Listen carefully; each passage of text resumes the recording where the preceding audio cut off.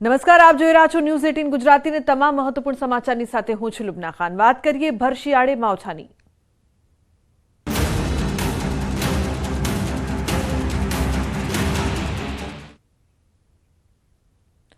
હવામાન વિભાગની આગાહીના એક દિવસ પહેલા માવઠું। નર્મદા જિલ્લામાં વહેલી સવારે કમોસમી વરસાદ વરસ્યો છે। કેવડિયા વિસ્તારમાં વરસાદી ઝાપટું આવ્યું તો કેવડિયાની આસપાસના ભાગોમાં ધીમી ધારે વરસાદ। ભર શિયાળે વરસાદ થતા ખેડૂતોની ચિંતા વધી છે। હવામાન વિભાગની 8 અને 9 જાન્યુઆરીની આગાહી છે તો માવઠું આવશે અને હાલ કેવડિયાની આસપાસના ભાગોમાં ધીમી ધારે વરસાદ વરસી રહ્યો છે તો ખેડૂતો માટે માઠા સમાચાર। આગાહીના એક દિવસ પહેલા જ માવઠું જોવા મળી રહ્યું છે। કેવડિયા વિસ્તારમાં વરસાદી ઝાપટું પડ્યું અને આવનારા 2 દિવસ માટે જે પ્રકારથી કમોસમી વરસાદની આગાહી છે તો આગાહી પહેલા જ ખેડૂતો ચિંતાતુર બન્યા છે કારણ કે તેમના પાકને નુકસાનની ભીતિ સેવાઈ રહી છે। હાલ આપ નર્મદાના દ્રશ્યો જોઈ રહ્યા છો। કેવડિયાની આસપાસના તમામ વિસ્તારમાં માવઠું ધીમી ધારે વરસાદ વરસી રહ્યો છે અને હવામાન વિભાગ દ્વારા 8 અને 9 જાન્યુઆરીની વરસાદની આગાહી। હવામાન વિભાગની જે આગાહી છે તેના એક દિવસ પહેલા જ કમોસમી વરસાદ। સંવાદદાતા દીપક જોડાયા છે વધુ માહિતી આપવા માટે। દીપક, આગાહીના એક દિવસ પહેલા જ માવઠું, શું અપડેટ્સ? બિલકુલ કહી શકાય કે જે હવામાન વિભાગે આગાહી કરી છે અને આવતીકાલે જે માવઠું પડવાનું છે જે ખાસ વાત કરીએ તો જે કમોસમી વરસાદ જે છે કેવડિયા વિસ્તારમાં પડ્યો છે। આજે સવારથી જ વાદળછાયું વાતાવરણ રહ્યું ને આ વાદળછાયા વાતાવરણની વચ્ચે જ જે ધીમી ધારે વરસાદનું આગમન થયું જેના લીધે ખેડૂતો પરેશાન છે કારણ કે પોતાનો કપાસ જે છે એ કપાસ ઉભો પાક છે અને જેને કાઢવાનો હોય ત્યારે જે આ કમોસમી માવઠું છે માવઠું એક આફત લઈને આવ્યું હોય તેમ લાગી રહ્યું છે। સવારે વહેલી સવારથી ઠંડા પવનો સાથે ફૂંકાયા હતા જેને લઈ ઠંડી પણ વાતાવરણ ઠંડુ થઈ ચૂક્યું છે અને કમોસમી વરસાદને લઈને હાલ જે ખેડૂતો છે તે ચિંતામાં મુકાયા છે। જી બિલકુલ દીપક, આભાર સમગ્ર માહિતી બદલ। તો આગાહીના એક દિવસ પહેલા જ કમોસમી વરસાદની શરૂઆત।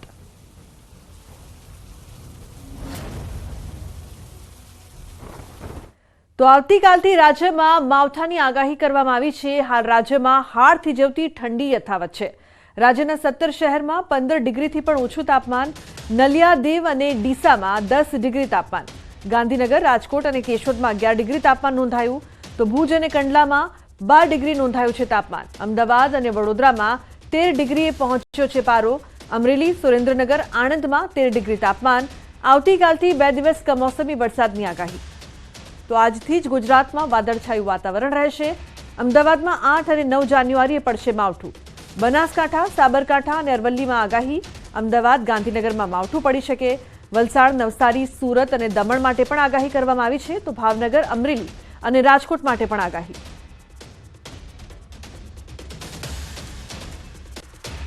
તો નલિયા, દીવ અને ડીસામાં 10 ડિગ્રી તાપમાનની સાથે ઠંડી વધી। આવતીકાલથી 2 દિવસ કમોસમી વરસાદની આગાહી।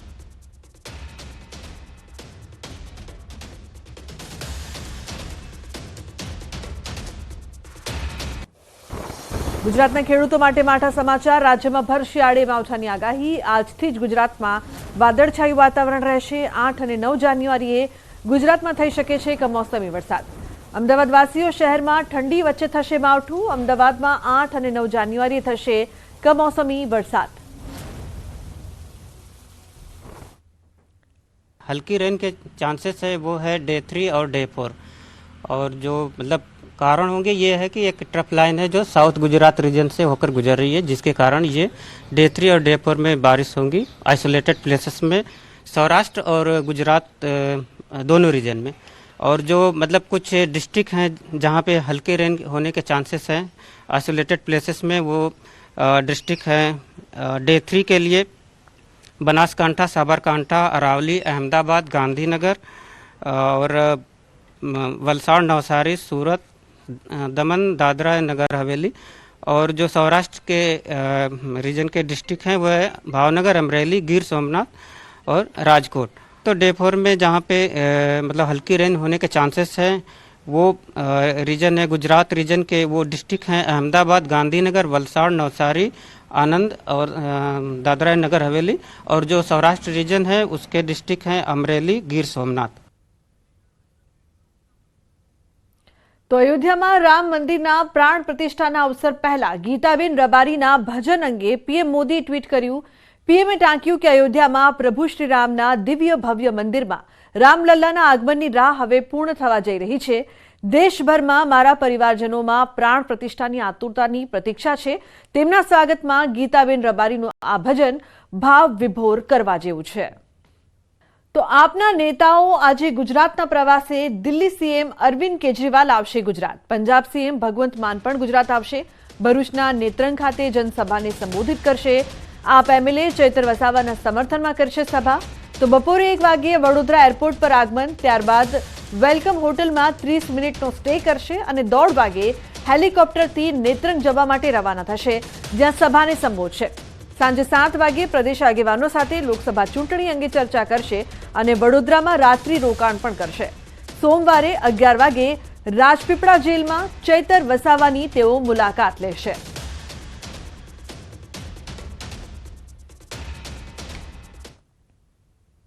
તો કોંગ્રેસ નેતા લલિત વસોયા ફરી એકવાર ચર્ચામાં આવ્યા છે. રામ મંદિરના સમર્થન કરતા બેનરોથી તર્ક વિતર્ક. કોંગ્રેસ નેતાના રામ મંદિરને સમર્થન કરતા બેનરો લાગ્યા. રાજકોટમાં ધોરાજીમાં જાહેરમાં લાગ્યા હતા બેનર. પૂર્વ એમએલએ લલિત વસોયાના સમર્થન કરતા બેનર. રામ મંદિર પ્રાણ પ્રતિષ્ઠાને સમર્થન આપતા કોંગ્રેસના પૂર્વ ધારાસભ્ય લલિત વસોયાના બેનરો. ધોરાજી કોંગ્રેસના પૂર્વ ધારાસભ્ય છે લલિત વસોયા. હાલ રાજકોટ જિલ્લા કોંગ્રેસ પ્રમુખ પણ છે. અગાઉ પણ લલિત વસોયા ભાજપ તરફી પોતાના નિવેદનોથી ચર્ચામાં રહી ચૂક્યા છે. તો રામ મંદિર પ્રાણ પ્રતિષ્ઠાને સમર્થન કરતા બેનર લાગ્યા છે અને આ પહેલા પણ તેઓ ભાજપ તરફી નિવેદનો આપીને ચર્ચામાં રહી ચૂક્યા છે. મહત્વનું છે કે લલિત વસોયાના બેનરો ધોરાજી કોંગ્રેસના પૂર્વ ધારાસભ્ય છે અને જે પ્રકારથી તેમના બેનરો લાગ્યા છે, મંદિરને સમર્થન કરતા બેનરો લગાવવામાં આવ્યા તે બાદ અનેક ચર્ચાઓ થઈ રહી છે. તો કોંગ્રેસ નેતા લલિત વસોયા એકવાર ફરી ચર્ચામાં આવ્યા છે, કારણ કે રામ મંદિરને સમર્થન કરતા તેમના બેનરોથી અનેક તર્ક વિતર્ક પણ થઈ રહ્યા છે. કોંગ્રેસ નેતાના રામ મંદિરને સમર્થન કરતા બેનરો લાગ્યા. રાજકોટના ધોરાજીમાં જાહેરમાં આ બેનર લાગ્યા છે. પૂર્વ એમએલએ લલિત વસોયાના સમર્થન કરતા બેનર. રામ મંદિર પ્રાણ પ્રતિષ્ઠાને સમર્થન આપતા કોંગ્રેસના પૂર્વ ધારાસભ્ય લલિત વસોયાના બેનરો ચર્ચાનો વિષય બન્યા. તો ધોરાજી કોંગ્રેસના પૂર્વ ધારાસભ્ય છે લલિત વસોયા અને હાલ રાજકોટ જિલ્લા કોંગ્રેસ પ્રમુખ પણ છે. અગાઉ પણ લલિત વસોયા ભાજપ તરફી પોતાના નિવેદનોથી ચર્ચામાં રહી ચૂક્યા છે. ભાજપ તરફી નિવેદનો આપી ચૂક્યા છે. તો ફોન લાઈન પર લલિત વસોયા જોડાયા છે, તેમની સાથે વાત કરીએ. લલિતજી, જે પ્રકારથી અત્યારે આપને લઈને જે ચર્ચા થઈ રહી છે, મંદિરના સમર્થનના બેનરો બાદ ચર્ચાઓ થઈ રહી છે, શું કહેશો? શું પ્રતિક્રિયા છે આપની? પહેલી વાત તો એ છે કે ચર્ચા આસ્થાને જ નથી. આ રામ મંદિર બન્યું છે. રામ મંદિર રામ જન્મભૂમિ શિલાન્યાસ સમિતિ દ્વારા બનાવવામાં આવ્યું છે, નહીં કે ભારતીય જનતા પાર્ટી દ્વારા, નહીં કે યુપીની સરકાર કે કેન્દ્રની સરકાર દ્વારા. મેં આજે આવકારતા બેનરો લગાડ્યા છે. એ બેનરો એક સાચા હિન્દુ તરીકે લગાડ્યા છે. કોંગ્રેસ પાર્ટી રામ જન્મભૂમિ ઉપર મંદિર બને એના વિરોધમાં કોઈ દિવસ પહેલેથી જ અત્યાર સુધી કોઈ દિવસ હતી નહીં અને છે પણ નહીં. પરંતુ ભારતીય જનતા પાર્ટી આ આખા મુદ્દાને હાઈજેક કરી અને એનો ચૂંટણીનો મુદ્દો બનાવી રહી છે. કોંગ્રેસ પાર્ટીએ ક્યારેય ધર્મના નામે મતો માંગ્યા નથી. આપને કહું કે ગુજરાતની અંદર ગુજરાત પ્રદેશ કોંગ્રેસના પ્રમુખ તરીકે સરદાર વલ્લભભાઈ પટેલે સોમનાથ મંદિરના શિલાન્યાસ માટેનો અને મંદિર બનાવવાનો સંકલ્પ કર્યો હતો. સરદાર વલ્લભભાઈ પટેલે એ મંદિર બનાવ્યું હતું, પરંતુ કોંગ્રેસ પાર્ટીએ ક્યારેય સોમનાથ મંદિરના નામે મત નથી માંગ્યા. રહી બીજી વાત કે અત્યારે જે મંદિરનું નિર્માણ થઈ રહ્યું છે, એ મંદિરના નિર્માણમાં ભારતીય જનતા પાર્ટીની યુપી સરકાર હોય કે કેન્દ્રની સરકાર હોય, એના કોઈ નિર્ણયથી આ મંદિર નથી બની રહ્યું. દેશના ન્યાયતંત્રના હુકમના આધાર ઉપર આ મંદિર બની રહ્યું છે. આ તો ભારતીય જનતા પાર્ટી ફક્ત આ દેશની અંદર ધાર્મિક તણાવ ઉભો કરી અને ચૂંટણીમાં લાભ મેળવવા માટેનો પ્રયત્ન કરે છે. પરંતુ અમે સાચા હિન્દુ તરીકે જે જન્મભૂમિ ઉપર મંદિર બન્યું છે એનું સ્વાગત કરીએ છીએ અને એને આવકારીએ છીએ. જી બિલકુલ લલિતજી, આભાર અમારી સાથે જોડાવા બદલ. તો લલિત વસોયાજીની પ્રતિક્રિયા છે કે દેશના ન્યાયતંત્રના હુકમથી રામ મંદિર બની રહ્યું છે, ભાજપથી નહીં. અમદાવાદમાં શંકાસ્પદ કફ સિરપનો જથ્થો પકડાયો છે। 92 કફ સિરપની બોટલો સાથે બેની ધરપકડ કરવામાં આવી। વટવાથી એસઓજીએ યુવક અને યુવતીની ધરપકડ કરવામાં આવી છે। બંને આરોપીઓએ દારૂ સાથે અગાઉ રીલ પણ બનાવી હતી। રીલ બનાવીને સોશિયલ મીડિયામાં પણ મૂકી હતી। એસઓજીની કાર્યવાહીથી સ્થાનિકોમાં પણ રાહત જોવા મળી રહી છે। તો આરોપીઓ સાથે અગાઉ રીલ પણ બનાવવામાં આવી હતી। અમદાવાદમાં શંકાસ્પદ કફ સિરપનો જથ્થો ઝડપાયો છે।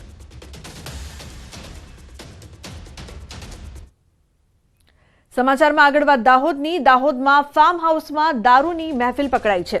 દારૂની મહેફિલ માણતા 22 નબીરા પકડાયા। નગદી ફાર્મ હાઉસમાં ચાલતી હતી દારૂની મહેફિલ।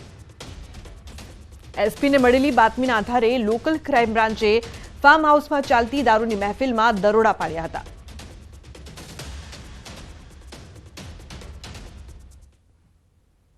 સમાચારમાં આગળ વાત સુરેન્દ્રનગરની પીએસઆઈ પર જીવલેણ હુમલાનો મામલો। મુખ્ય આરોપી ભચાઉ પાસે જોવા મળ્યો। ટોલનાકાના સીસીટીવીમાં કેદ થયા આરોપી। મુખ્ય આરોપી કચ્છ તરફ ભાગ્યાની શંકા। મહત્વનું છે કે આરોપીઓએ ઝીંઝુવાડા પીએસઆઈ પર જીવલેણ હુમલો કર્યો હતો। જાલમસિંહ ઝાલા નામના મુખ્ય આરોપી ફરાર થઈ ગયો હતો, જે ભચાઉ ટોલનાકાના સીસીટીવી કેમેરામાં કેદ થયો હતો। હાલ પોલીસે આરોપીને ઝડપી લેવા વિવિધ ટીમ બનાવીને તપાસ શરૂ કરી છે, જ્યારે અન્ય 4 આરોપીને ઝડપી લઈને જેલ હવાલે કરાયા છે।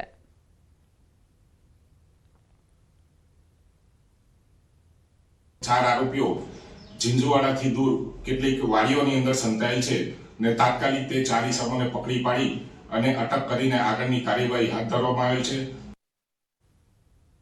આજે જીપીએસસીની વર્ગ 1 અને 2 માટે પ્રિલિમ પરીક્ષા સવારે 10 થી 6 વાગ્યા સુધી ચાલશે। પરીક્ષા ગુજરાત વહીવટી સેવા વર્ગ 1, ગુજરાત મુલ્કી સેવા વર્ગ 1 અને 2, ગુજરાત નગરપાલિકા મુખ્ય અધિકારી સેવા વર્ગ 2 ની પ્રિલિમિનરી પરીક્ષા। અમદાવાદ ગ્રામ્યના 97 કેન્દ્રો પર 23,000 થી વધુ ઉમેદવારો પરીક્ષા આપશે।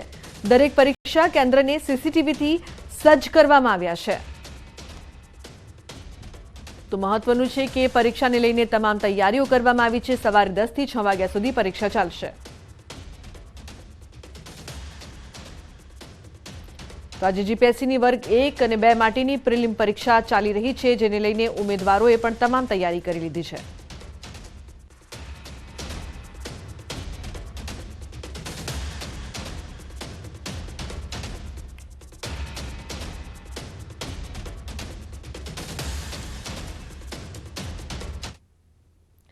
તો મહેસાણામાં તસ્કરોનો તરખાટ જોવા મળી રહ્યો છે। મુકાસણમાં કરિયાણાની દુકાનમાં ચોરી કરવામાં આવી। ખાંડ ગોળ તેલની ચોરી કરીને ચોરો ફરાર થયા। ચોરીની આ સમગ્ર ઘટના સીસીટીવીમાં કેદ થઈ છે। દુકાન માલિકે નોંધાવી છે પોલીસ ફરિયાદ। તો ખાંડ ગોળ અને તેલની ચોરી કરી હતી। સીસીટીવીમાં સમગ્ર ઘટના કેદ થઈ।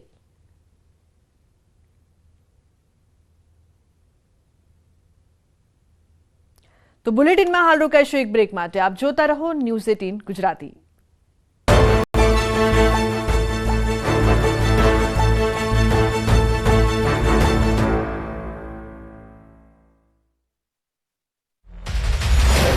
સુવર્ણ યુગનો ભેટો કરાવતું નગર, જ્યાં એક રાજાની જીદ માતાજીને ખેંચી લાવી 500 કિલોમીટર દૂર। જુઓ ગઢમાં કાલિકાનો વાસ। આજે રાત્રે 7:54 हैरान परेशान छे। सुरका गामेथी पसार थती नर्मदानी पेटा माइनोर केनाल ओवरफ्लो थता खेतरों पाणी भराया, जेना कारणे खेतरों तैयार थयेलो घऊं अने मकाईनो पाक जमीनदोस्त थयो छे। केनालमां छेल्ला 10 वर्षथी साफ सफाई कर्या विना पाणी छोडाતું હોવાનો ખેડૂતોએ આક્ષેપ કર્યો છે। વારંવાર ગાબડા પડવાની ઘટના બને છે, છતાં અધિકારીઓ આંખ આડા કાન કરે છે। 2 દિવસ બાદ આફતનું થશે મંડાણ। 3 દિવસ સુધી માવઠું મચાવશે તબાહી। સૌરાષ્ટ્ર, કચ્છ, ઉત્તર અને દક્ષિણ ગુજરાતમાં ત્રાટકશે કમોસમી વરસાદ। અંબાલાલ પટેલની ચિંતાજનક આગાહી। વર્ષ ભલે બદલાઈ ગયું હોય, પરંતુ રાજ્યના ધરતીપુત્રોની મુશ્કેલી યથાવત છે। નવા વર્ષે પણ જાણે માવઠું ખેડૂતોની પાછળ આદુ ખાઈને પડ્યું છે। હવામાન વિભાગ અને હવામાન નિષ્ણાંત અંબાલાલ પટેલે 3 દિવસ માવઠું ત્રાટકવાની આગાહી કરી છે। 8મી જાન્યુઆરી, 9મી જાન્યુઆરી અને 10મી જાન્યુઆરી એમ 3 દિવસ ગુજરાતને ધમરોળશે માવઠું।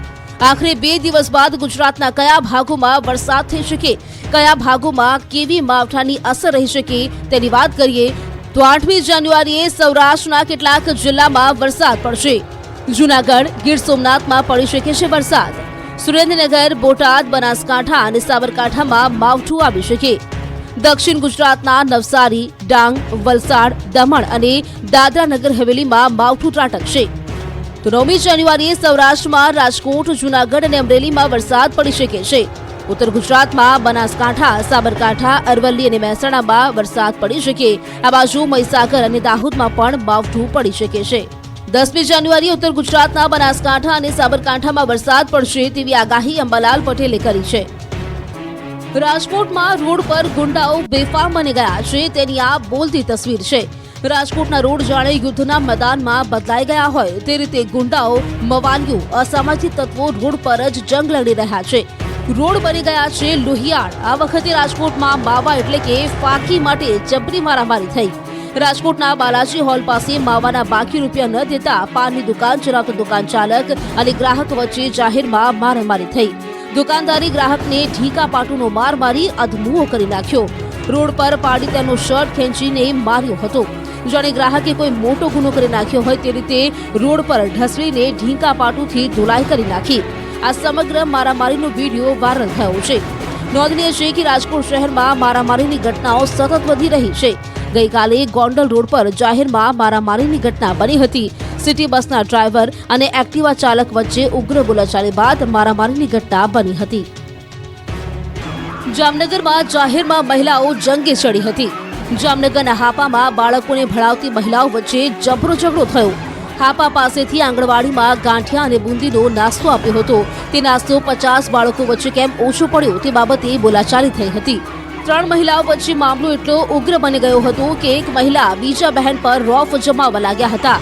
પહેલા તો ગિરનાયા અને પછી વાળ પકડીને મહિલાને મારી. આટલેથી જ ન અટકી ગાળાગાળી કરી મહિલાને લાફાવાળી કરી. પછી તો ચપ્પલ કાઢી ચપ્પલે મહિલાની ધોલાઈ કરી નાખી. બાજુમાં ઉભેલી મહિલા ઝઘડો શાંત કરવા પ્રયાસ કરે છે પરંતુ તે સફળ થતા નથી. પરંતુ અહીં સવાલ એ છે કે જો આંગણવાડીના કર્મચારીઓ જ બાળકો સામે જંગે ચડતા હોય તો પછી બાળકોને શું સંસ્કાર આપવાના છે? વલસાડના રોડ પર ફરી એકવાર બેફામ દોડતો ટ્રક કાર માટે કાળ બન્યું છે. વલસાડના ધડોઈ ફાટક પાસે માતેલ સાંઢની માફક દોડતા ટ્રકે 2 કારને મોતની ટક્કર મારી. હચમચાવી નાખનારી ઘટના સીસીટીવીમાં કેદ થઈ છે. દ્રશ્યોમાં જોઈ શકાય છે કે મોતની માફક એક ડમ્પર આવી રહ્યું છે જેને પહેલા 2 કારને ટક્કર મારી છતાં ડ્રાઈવરે ડમ્પરને બ્રેક મારવાની બદલે કારની સાથે રોડ પર દોડતું રહ્યું. લગભગ 10 થી 20 ફૂટ સુધી કારને ઢસડી હતી છતાં ડમ્પર ચાલક બ્રેક મારી નથી રહ્યો. વચ્ચે વૃક્ષ આવી જતા વૃક્ષ પર પણ ડમ્પર ચડાવી દીધું હતું. ટેન્કરની ટક્કરથી તોતિંગ વૃક્ષ ધરાશાયી થયું હતું. ટ્રકની જીવલેણ ટક્કરના કારણે કારનો ભૂખડો બોલી ગયો હતો. રાત્રે સમય હોવાથી મોટી જાનહાની ટળી. અરવલ્લીના ભિલોડાના ચિબોડા ગામે અચાનક કાર સળગી જતા દોડધામ મચી ગઈ હતી. કારના માલિક ખેતરે ગયા હતા અને ખેતરેથી આવ્યા બાદ ઘરની બહાર કાર પાર્ક કરી હતી જેની થોડીક ક્ષણ બાદ કાર ધડાકાભેર સળગી ઉઠી હતી. જોત જોતામાં આગ વિકરાળ બની જતા કાર આખી ખાખ થઈ ગઈ હતી. સીએનજી કારમાં અચાનક જ આગ લાગતા દોડધામ મચી ગઈ હતી. પવનના કારણે આગ વધુ ભીષણ બની હતી. જો કે ઘટનામાં એક વ્યક્તિનો આબાદ બચાવ થયો હતો. સૌરાષ્ટ્રના શહેરોમાં જંગલી પ્રાણીઓના આટાફેરા વધતા લોકોમાં દહેશત ફેલાઈ ગઈ છે. રાજકોટ પંથકમાં દીપડો, શિયાળ દેખાયા બાદ જામનગર જિલ્લામાં સાવજની ગર્જના સંભળાઈ જેને લઈને વન વિભાગ એલર્ટ મોડમાં છે. જેથી સુહાના ગુજરાત સ્પેશિયલ લાલ મરચું પાવડર તાજા મરચાથી બન્યું, સુગંધથી ભર્યું.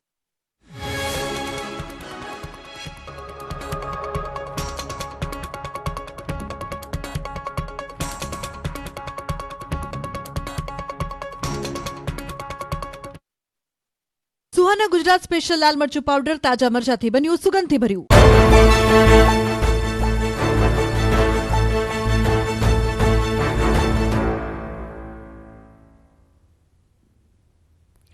Welcome back. સમાચારમાં આગળ વાત કરીએ તો અમદાવાદમાં ચાલી રહેલા નેશનલ બુક ફેરમાં રામ મંદિર અને અયોધ્યાના ઇતિહાસ પર લખાયેલી બુક આકર્ષણનું કેન્દ્ર બની છે. 6 ફૂટની આ બુક પહેલી નજરે જોતા ભગવાન રામનું કટઆઉટ લાગે છે, પરંતુ આ ભગવાન રામનું કટઆઉટ નહીં, 36 પેજનું આ પુસ્તક છે. પ્રિન્ટિંગ પ્રેસનું કામ કરતા અપૂર્વ શાહે રામ એક આસ્થા આ મંદિર શીર્ષક સાથે આ અનોખું પુસ્તક તૈયાર કર્યું છે. 2 ફૂટ પહોળા આ પુસ્તકનું વજન 54 કિલો છે. આ પુસ્તક લખવા માટે અપૂર્વ શાહ અનેક વખત અયોધ્યા પણ ગયા હતા. 8 મહિનાની મહેનત બાદ તૈયાર થયેલું આ પુસ્તક રામ મંદિરને ભેટ સ્વરૂપે આપવાની અપૂર્વ શાહે ઈચ્છા પણ વ્યક્ત કરી છે.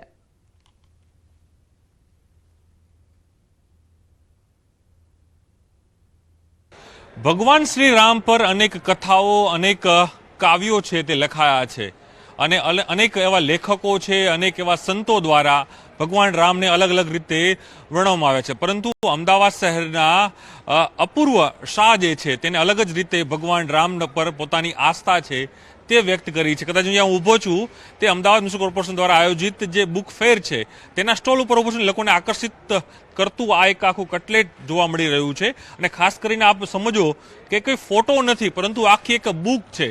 એટલે આપણે નવાઈ લાગશે કે આટલી મોટી બુક, મારી હાઇટ 6 ફૂટની છે અને 6 ફૂટની હાઇટ ધરાવતી આખી આ બુક છે અને ખુદ જે કહી શકાય કે રામ એક આસ્થા કા મંદિર અને અપૂર્વ શાહ નામના લેખક અને સંપાદક બંને કર્યું છે.